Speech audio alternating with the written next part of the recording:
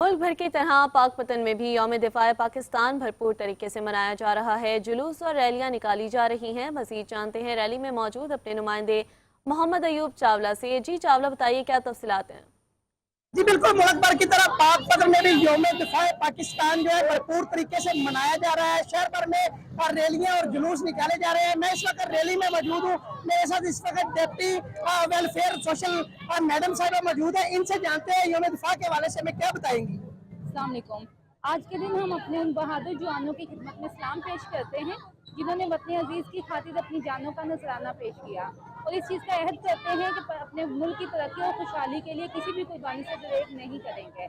और इसके साथ ही मैं अंजुमन इस्लाह मुआशरा, उनके प्रेसिडेंट, सेक्रेटरी और तमाम मेंबरान का तहे दिल से शुक्रिया अदा करना चाहती हूँ जिन्होंने इस वॉक का अरेंज किया और इस याद को हमेशा ताज़ा रखा और अपने नए आने वाले बच्चों तक मुंतकिल करने के लिए आज के वाक़ का हमने एहतमाम किया है। Thank you. जैसा कि आपने मैडम की बात सुनी, इनका यही कहना है कि हम अफवाज पाकिस्तान को सलाम पेश करते हैं। हमारे बुजुर्गों की अफवाज पाकिस्तान की कुर्बानियों से ये वतन सलामत रहे और ताक़यामत रहे। जी।